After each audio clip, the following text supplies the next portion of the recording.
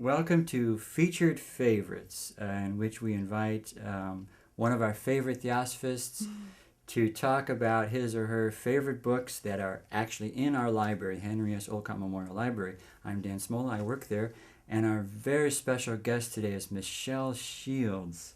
Michele, welcome. Thank you very much. That was a nice introduction. Oh, thank you. So Michele, first of all, what do you do here at the Theosophical Society? I am the information person, so if you call, I'm the one that guides you to where you need to go. Or if you call and you have questions about something you've read, then I can forward you on or attempt to answer them myself. I give tours. I coordinate the volunteers that come here. I am the fill-in cook when Jeff goes on vacation. Which is good news for us. No, not Jeff being gone necessarily. That didn't sound right. Michelle's a great cook. Thank you. Thank you. And I work in the library in the basement, kind of organizing.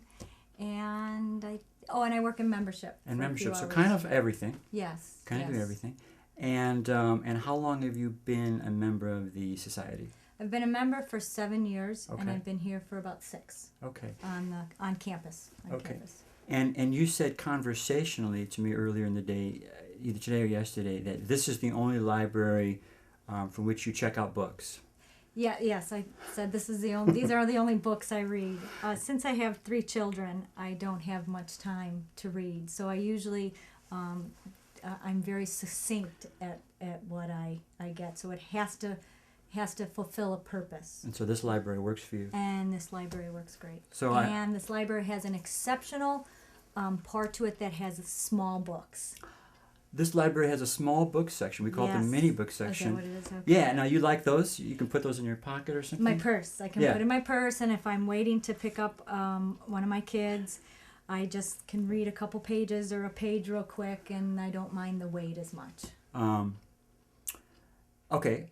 I think that's great. So I get my Theosophy and snippets. No, I coincidentally, I've just become a big pocket book fan myself. This happens to be a Pema Chodron book. And you really took it out of your pocket. And I really do. I have also coincidentally really adopted the idea of pocket books. You're right, because you never know if you're waiting at a traffic light or something. Right. All of a sudden it makes the time valuable instead of annoying. Right, and you don't sit there, I gotta get going, why am I waiting, why aren't they coming, don't they know I was supposed to be here, so. Yeah. It makes it so, all right, so in all seriousness, I will say that, it seems like you've gotten a lot more involved in in the study of Theosophy lately, in the last year or two, and that there really have been some books, and it shows up in the way you contribute to study groups and discussions that a lot of this you've really taken to heart. So I know that you've brought some of your favorite books today, and I know that when you bring in a favorite book, it's not just something that amused you, it's something that really touched you. So you've got some friends here. Yes. I want to say when I first came to Theosophy, I knew nothing about what Theosophy was, and I wasn't a studier of Gnosticism or comparative religions or anything like that. I was a mom. Yeah. But I was always interested in the spiritual side of things. And so when I came here, it was suggested to me that if I was going to be a member of the society, that I should read Madame Blavatsky. And so I still had 3 kids at home and all this what I felt like was cotton in my brain, and I started to try, and I tried to read. So I tried to read The Key to Theosophy, and I didn't get very far. And so I put it down. So then I tried to read, I pulled out one of her commentaries books. And I was like, I think I got to here, and it went right back. And so then a friend of mine who bought me this book, When Daylight Comes, for a birthday gift. Okay, When Daylight Comes by Howard Murfitt, and we're going to have all this on a bibliography for people. Okay, so this is a biography of Blavatsky. Yes, okay. And the starting of the Theosophical Society. And what was wonderful about it is that it's in historical fiction form. So it was really easy to read. I could read it quickly, and if I had to stop in the middle of a page, I didn't have to go back and read, the whole chapter again. So and when I was done with it, I had a really good idea of what the Theosophical Society was and why it was started and who Madame Blavatsky was. And I swear when I got done, I thought, she's mine.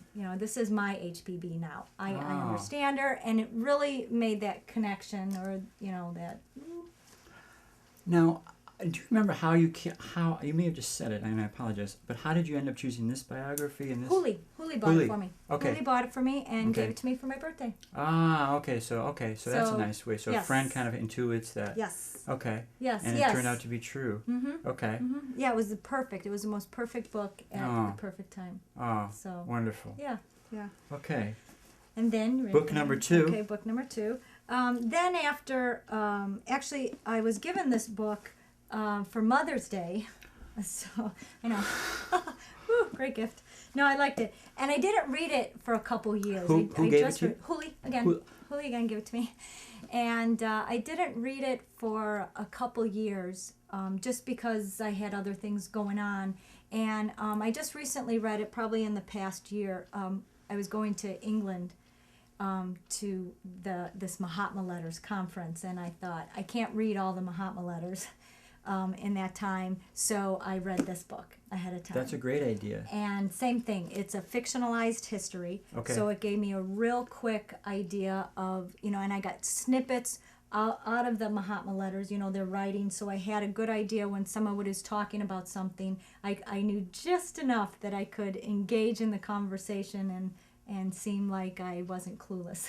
You're being honest. But that's a great idea. So this is also a fictional account. This is a fictional account of the process of the Mahatma Letters. Right. Yeah. That AP Senate, when AP Senate got the letters from the Mahatmas, so it talks about that in there. Okay. So that so was story very form again, and that drew you in. Right. I could read it real quick. It wasn't really academic or things that were in different Sanskrit and Buddhist words and Chinese words, so it was something I could really understand. I didn't have to go back and study something in order just to get through a page. Okay. So for me, that was good.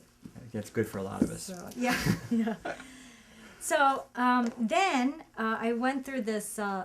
It seems that for me, this connection with the Theosophical Society also brought the energies with it to help make transformations in my life. Yeah.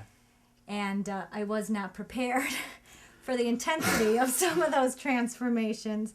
And so Pablo found a book for me called The Diary of a Child of Sorrow. The Diary of a Child of Sorrow, which coincidentally the library is just about to catalog and make available to library patrons. Yes, it is a rare book, and it was written in 1914. But and it was just absolutely the most perfect book for me to read at the time. What was nice about it?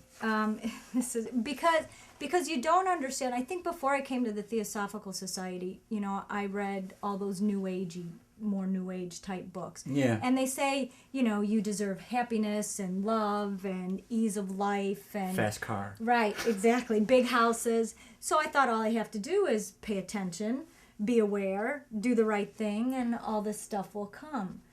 Well, when I made my connection with the Theosophical Society, that's true in a way, but it comes by a different means. Yeah. And this says, the opening quote in here says, I found that the soul of man is purified from its grosser elements and rid of all that is base and unworthy by one thing only, and that is by suffering.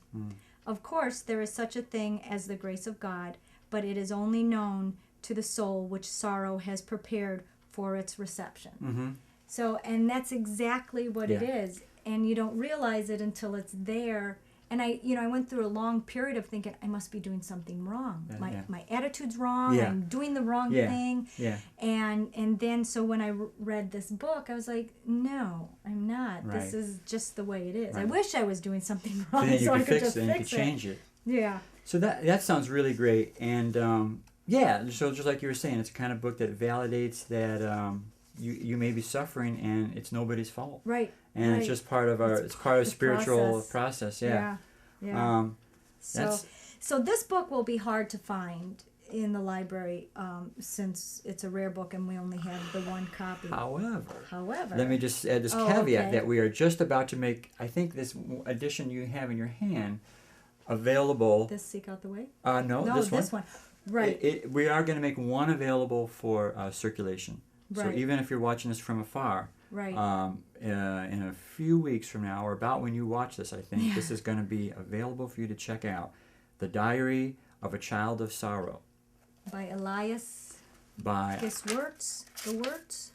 I think is his name. Elias Gewirtz. Gewirtz. Gewurz. Right. And this, it seems like this is a kind of book that it touched you so deeply that it's one of those books that you want to have other people share it. Right. Actually, I bought a copy from England for $50. Really? That's how much I wanted it. Yeah. Wow. So, but what I was thinking is Rohit Mehta's book, Seek Okay. Out the Way, Okay. is very similar Okay. to it. And okay. this is the study on light on the path. And I actually read it after I read the Child of Sorrow book. And a lot of the ideas, the process is the same. And Okay. I actually read this way before I read Light on the Path.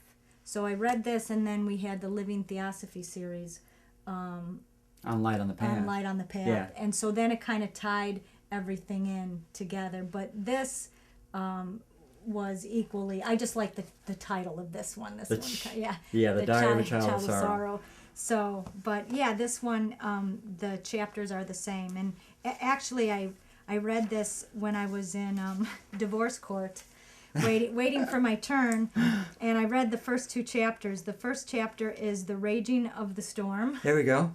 There we go. The second chapter was The State of Loneliness. Cut right to the chase. Exactly, that was just it. And the funny thing was that I read those, and I thought if I would have read the titles without reading the chapters, I would have been like fully, depressed by what was coming. But after reading those chapters, I was fine. I was absolutely fine. I was like, okay, I know what's coming.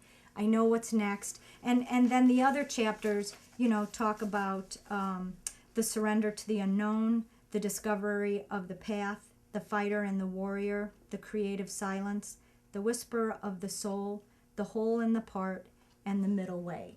So it starts out with this tumultuous, beginning, but then it shows, the stages you go through, and then it shows why you're going through it. And so at the end, there's a happy ending, I guess. So very comforting and helpful on many levels. Yes. Well, those are outstanding endorsements. It shows. I mean, it does. It shows that Theosophy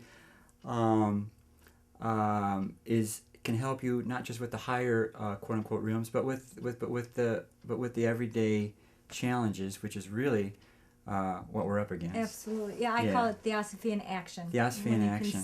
When you can see it working. Guilt-free Theosophy in action. Yes, when you can see it working. Excellent endorsements, Michele. Michele Shields, thank you very much for being here, for always lifting up everybody's energy around here, which you do. Oh, thank you. You're welcome. Thank you for inviting me. Oh, thank you.